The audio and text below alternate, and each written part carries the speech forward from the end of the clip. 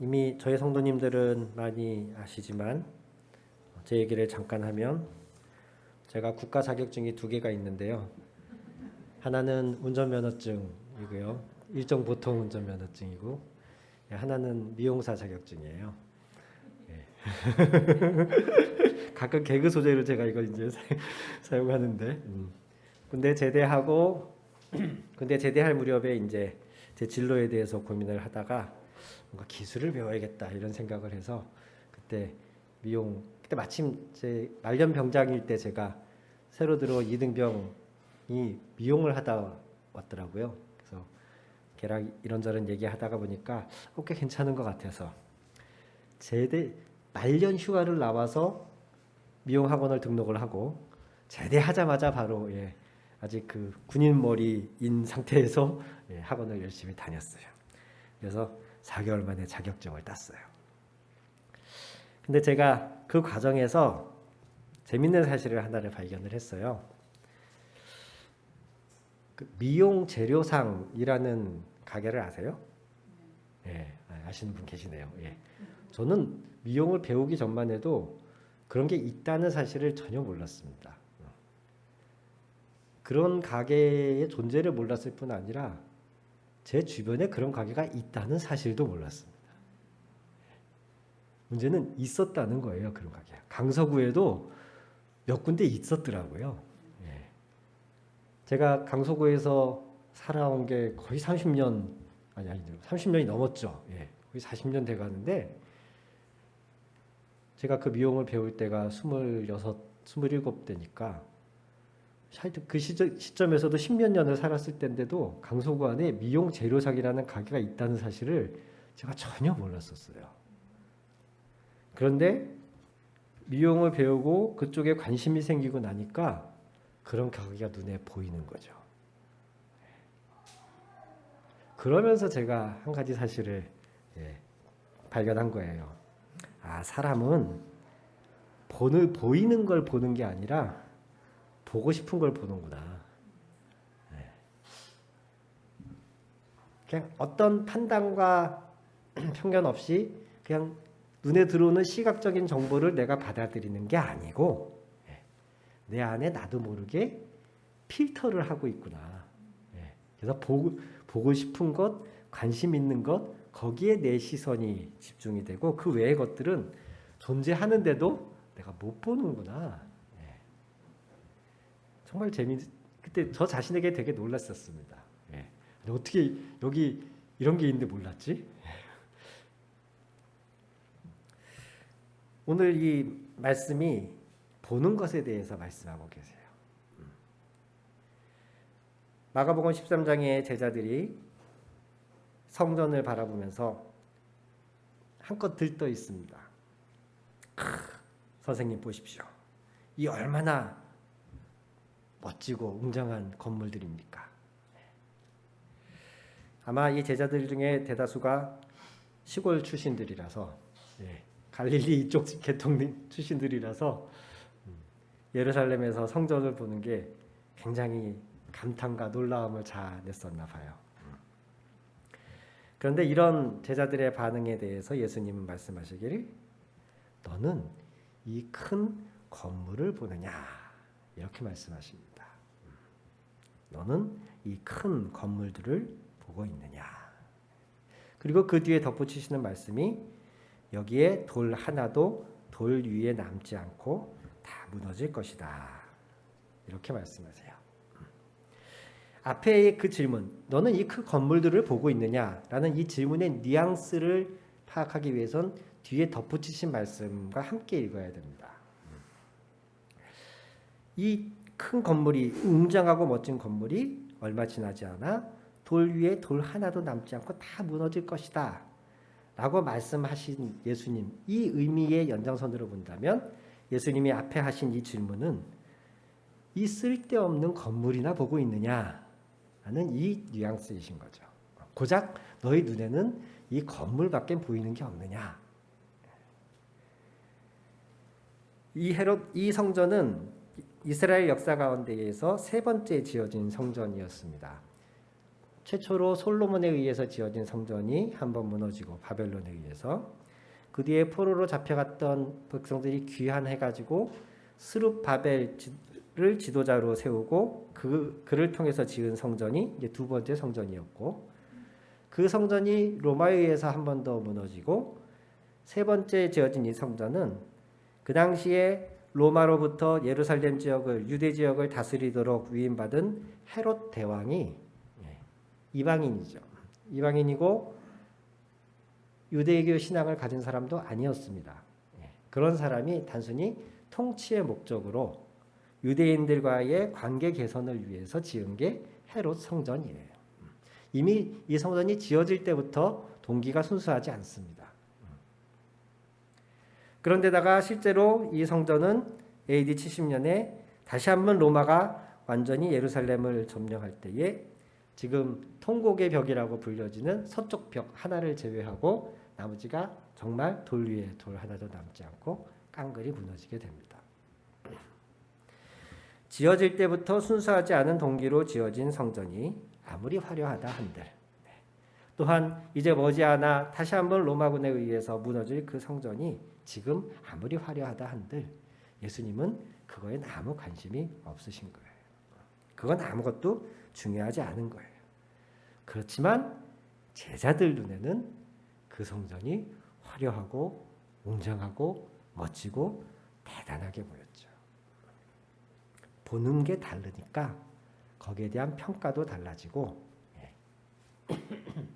더 나아가서는 보는 게 다르면 그의 삶이 달라집니다. 이 말씀을 묵상하면서 마가복음 13장에 건물을 바라보고 감탄하던 제자들에 대한, 그리고 그들을 향해서 예수님이 던지신 이 질문을 묵상하면서 너희는 고작 보는 게 이 건물이냐, 이 말씀을 묵상하면서 함께 묵상하게 된 말씀이 마태복음 6장 22절 23절의 그 말씀이었습니다. 마태복음을 쭉 읽으시다 보면 이게 산상수훈 안에 들어있는 말씀이거든요. 5장, 6장, 7장이 마태복음 산상수훈인데, 이 마태복음 6장이 주로 재물에 대한, 물질에 대한 말씀이 쭉 이어집니다. 그러다가 조금 엉뚱하게 갑자기 이 눈은 몸의 등불이다 라고 말씀하세요. 그 앞에만 해도 하늘에 보물을 쌓아라 이렇게 말씀하시고, 요 뒤에 말씀만 해도 너희는 두 주인을 섬기지 못한다, 재물과 하나님 아울러 섬길 수 없다, 이런 말씀으로 이어지고, 그 뒤에 무엇을 먹을까 무엇을 마실까 걱정하지 마라, 이렇게 쭉 물질과 재물에 대한 말씀이 쭉 이어지는데, 조금 엉뚱하게 갑자기 중간에 눈은 몸의 등불이다, 그러므로 내 눈이 성하면 내 온몸이 밝을 것이요 내 눈이 성하지 못하면 내 몸이 어두울 것이다 라는 말씀이, 이걸 어떻게 이 문맥을 파악해야 되나 싶은 말씀이 갑자기 하나 툭 들어와요. 여기서 눈이 지금 설교에 제가 서두부터 얘기했던 것처럼 그 사람의 보는 관점, 시각, 이런 의미입니다. 등불이 있는 것을 밝혀주죠. 그런데 눈이라는 것이, 즉 그 사람이 보는 시각, 그것이 곧 자기 자신을, 여기서 몸으로 표현이 되는데 자기 자신을 밝혀주는 등불과 같다는 거예요. 등불이 어두우면 그 주변이 어둡듯이 내 눈이 어두우면, 내가 보는 시각이 잘못되어 있으면, 내 관점이 잘못되어 있으면 그의 몸, 즉 그의 삶이 어두워진다는 거예요. 즉 선한 인생, 좋은 인생, 가치 있는 인생을 살려면 내 눈이 밝아야 된다는 겁니다. 눈이 밝다는 의미는 바른 시각, 바른 관점, 성경적인 관점, 주님과 같은 관점, 곧 그것이 바른 눈, 밝은 눈, 좋은 눈인 것이에요. 마태복음 6장의 문맥으로 본다면 여기서는 작게는 그래서 재물에 대한 관점이라고 이해를 해야 되는 것입니다. 하늘의 보물을 쌓아라, 땅의 보물을 쌓지 말아라, 이렇게 말씀하실 때에, 즉 그런 관점을 가지고 재물을 바라볼 때에 내가 이 재물을 어디에 어떻게 사용할 것이냐, 이 재물을 어떻게 모을 것이냐, 사람마다 다 저마다 가치관이 있습니다. 이걸 우리는 다른 말로 인생관이라고 하죠. 이때 이 관도 다 볼관자를 써요. 다 눈에 관련되어 있어요. 눈이 단순히 시각적인 정보 데이터를 얻는 도구가 아니라 그 사람의 인생을 좌지우지하는 굉장히 중요한 기관으로 동서고금을 막론하고 사람들은 그렇게 인식을 해왔어요. 그래서 눈에 대한 다양한 비유나 다양한 그런 속담, 격언 이런 것들도 많이 내려오죠. 견물생심이라는 말도 그렇잖아요. 눈으로 보면 욕심이 생긴다는 거예요. 그만큼 눈으로 본다는 사실이 그냥 정보를 얻는 게 아니라 무언가를 눈으로 봄으로 인해서 거기에 대한 욕망이 생긴다는 거죠.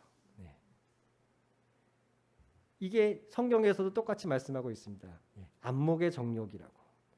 세상에 속한 것 세 가지가 있는데 육체의 정욕, 안목의 정욕, 이생의 자랑. 이런 것들은 하나님께 속한 것이 아니다. 요한일서에서 말씀하고 있죠. 그 중에 하나가 안목의 정욕이에요. 눈은 단순히 보는 것을 데이터를 내게 형성하는 게 아니라 무언가를 봄으로 인해서 내 안에 어떤 가치관이 형성이 되고 내 안에 무언가를 하고자 하는 욕구나 그런 의지가 생긴다는 거예요. 실제로 가끔 이 대학 교수님들 보면 재밌는 실험들을 하는데 영국에 있는 한 대학교에서 왜 사람들은 키스를 하면서 눈을 감을까? 이런 연구를 했다 그래요. 그러면서 그 연구기관에서 내린 결론이 우리가 보통 시각, 후각, 청각, 촉각 이런 걸 오감 이렇게 얘기하지 않습니까? 그 중에 단연코 시각이 지배하는 영역이 많다는 거예요. 시각이 차지하는 비율이 크다는 거예요. 우리의 뇌는 여러 가지 감각이 들어올 때에 보고 들으면서 만지면서 뭔가를 우리가 할 때 다양한 감각이 들어올 때에 그 다양한 감각을 공평하게 n분의 1로 나눠서 받아들이는 게 아니고 여러 정보가 들어올 때 단연코 시각에 우선해서 우리의 뇌는 처리를 한다 그래요. 그러니 뭔가 사랑과 애정을 표현해야 되는 그 상황에서 눈으로 보는 게 그 무드를 방해하는 거예요. 그러니까 눈을 감음으로써 그 다른 감각에 집중을 하기 위해서 사람들은 자기도 모르게 눈을 감는다는 거예요. 이게 단순히 그러한 사랑의 표현에서뿐만 아니라 기도를 할 때도 그렇죠. 그냥 눈 뜨고 아무리 앞에 십자가에 불이 켜져 있다 한들 눈 뜨고 맹숭맹숭 십자가를 보고 기도하는 것보다 눈을 감을 때 무언가 내 자신에게 하나님께 더 집중하게 되어지잖아요. 좋은 음악을 들을 때 어떠세요? 눈 감고 듣잖아요, 우리는. 그만큼 시각이 우리에게 미치는 영향이 크다는 거예요. 그래서 예수님은 오늘 제자들에게 그렇게 우리의 눈이 중요하기 때문에 우리가 바르게 볼 줄 알아야 됩니다. 무엇이 가치 있는 것인지, 어디에 가치를 둘 것인지 우리가 그 바라보는 시각이, 오늘 제가 설교 제목으로 한 제목을 빌자면 우리의 눈이 구원받아야 된다는 겁니다. 우리는 영혼 구원에 대해서 많이 강조하죠. 그건 당연히 그건 두말할 것도 없이 너무 중요한 거고 가장 첫째가 하는 것이죠. 근데 우리는 영혼 구원이라는 말을 너무 편협하게 써서 그냥 내 죽어서 가면 내 영혼만 구원받으면 돼 라고 오해를 한다면 그거는 잘못된 신앙관입니다. 영혼이라고 말할 때 나는 내 영혼육, 즉 나의 전 인격, 전 삶을 이야기한다고 생각하셔야 됩니다. 그래서 우리는 내가 구원받았다라고 말할 때에 죽어서 천국 가는 것은 그건 너무나 중요하고 당연하지만 거기서 그치는 게 아니라 이 땅을 살아가는 나의 인생관도, 무엇에 가치를 둘 것이고 내가 무엇을 추구할 것인지, 내 인생의 목표를 어디에 삼을 것인지, 이런 우리의 보는 눈 역시 구원받아야 되는 거예요. 이게 구원받지 못하니까 예수님을 따라다니던 제자들도 건물의 현혹이 되는 거예요. 어떤 교회가 좋은 교회냐? 평가할 때 한번 우리 성도님들은 한번 어떻게 생각하십니까? 어떤 교회가 좋은 교회입니까? 이렇게 말하면 너무 그 좋고 나쁨을 결정하는 것 같으니까 내가 만약에 어떤 새롭게 신앙생활을 시작할 교회를 선택한다면 무엇에 가치를 두고 선택을 하시겠습니까? 보통 설문조사하면 1번이 설교 좋은 교회, 목사님 설교가 좋은 교회가 1번으로 나오고, 그 다음에 두 번째와 세 번째를 이제 왔다 갔다 하는 게 교회 학교가 잘 돼 있는 교회. 이건 이제 주로 자녀들이 이제 청소년 자녀들을 둔 부모님들이 하는 말이겠죠. 교회 학교가 잘 돼 있는 교회, 성가대가 잘하는 교회. 이거 생각보다 많더라고요. 성가대가 영향력 있게 있어요. 목사님 설교에 은혜 못 받았다가도 성가대가 딱 찬송에 은혜 받으면 갑자기 이 교회 다녀야겠다 이런 마음이 든대요. 그 외에도 교회 건물이 자기 교회를 가진 교회였으면 좋겠다. 조금 더 교회 학교가 잘 돼 있는 교회에서 조금 더 나아가면 교회 학교 프로그램이 다양하고 영어 예배 이런 것도 하나 있으면 좋겠고, 찬양팀이 실력 있는 좋은 찬양팀이 있는 그런 교회, 뜨겁게 기도하는 교회, 이렇게 다양한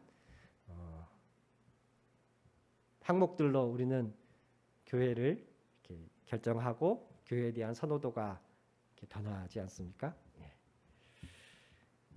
그런 것들에 대해서 오늘 예수님의 이 말씀, 이 질문 앞에 우리가 서서 다시 한번 돌아본다면,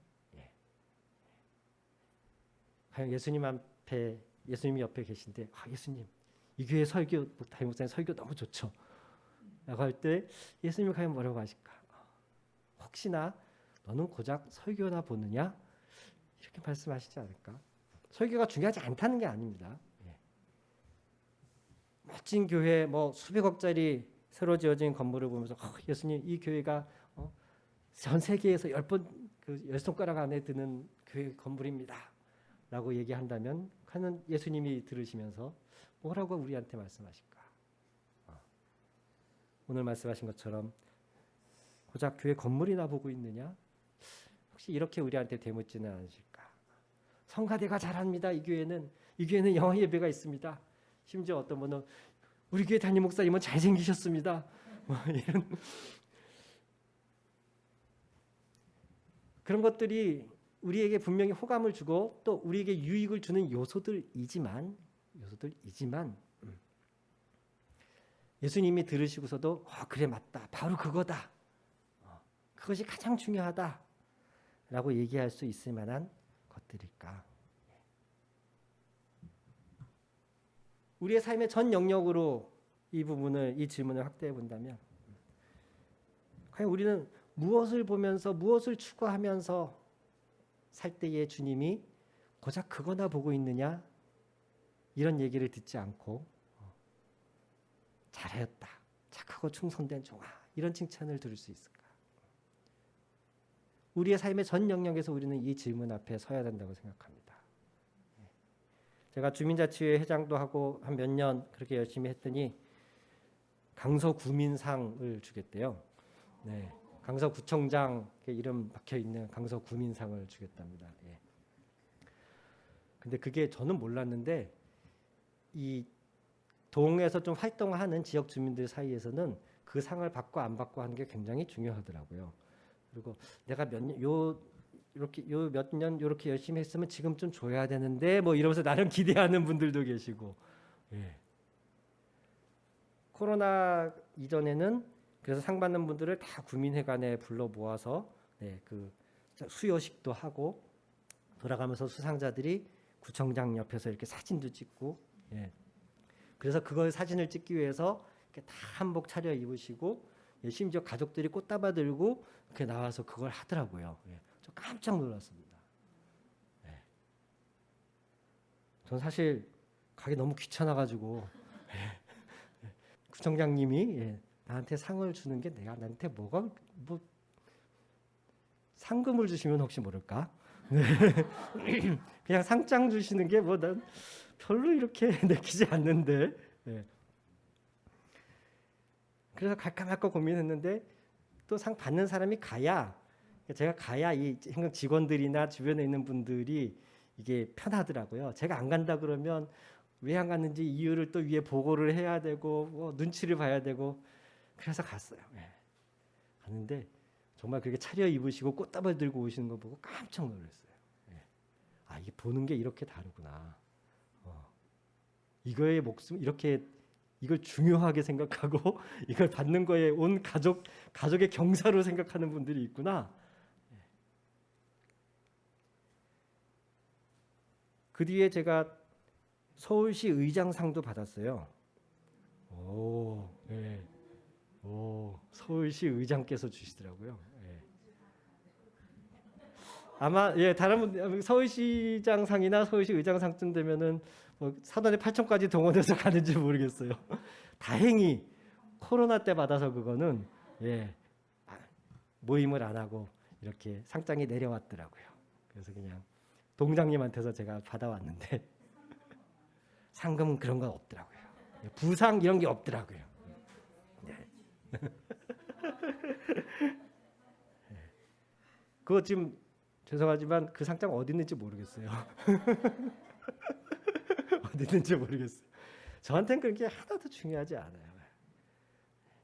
새로 이번에 구청장이 몇 년 만에 12년 만에 바뀌면서 취임식 할 때도 제가 또 자치회장이다 보니까 어쩔 수 없이 갔는데 취임식을 시작할 시간이 됐는데 밖에서 새로 될 구청장님이 안 들어오세요. 못 들어오세요. 왜 그런가 봤더니 서로 사진 찍으시겠다고 새로 되실 구청장님 계속 서 있고 계속 옆에 사람이 바뀌어가면서 사진을 찍는 거예요. 대기자가 이렇게 쭉 서 있으니까 구청장님이 끊고 들어가지를 못하는 거예요. 아, 구청장이랑 사진 찍는 게 이렇게 중요한 거구나. 중요하게 생각하는 분들도 있구나. 또 거기서 또 새로운 사실을 발견을 했죠. 우리 주변을 둘러볼 때에 사람들이 무엇에 가치를 두고 그러니까 어떤 것이 가치 있다고 보느냐 그 관점, 무엇이 중요하다고 보느냐라고 하는 그 관점, 그 관점들이 오늘 우리는 이 예수님의 질문 앞에 바로 서야 된다고 믿습니다. 고작 이 건물들을 보고 있느냐, 고작 몇 평집에 사느냐 그것을 보고 있느냐, 고작 어느 대학을 가느냐, 고작 연봉이 얼마이냐, 고작 얼마나 잘생겼냐, 쌍꺼풀이 있냐 없냐 그걸 보느냐. 우리가 가치 있다고 생각하는 많은 것들 중에 예수님의 이 질문 앞에 섰을 때에 우리가 예수님으로부터 칭찬받을 수 있는 것이 과연 몇 가지나 될 것인가. 우리가 이 말씀 앞에서 이 질문 앞에서 보다 겸손해지기를 바라고요.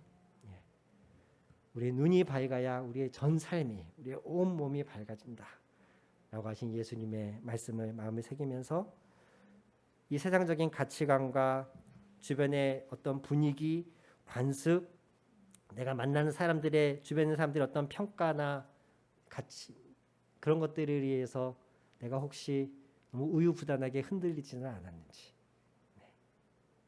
나의 인생관이, 나의 가치관이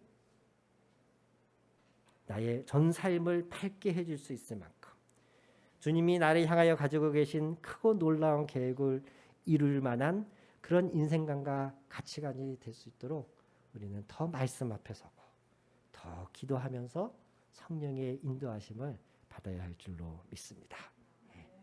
고작 이 건물을 보고 있느냐?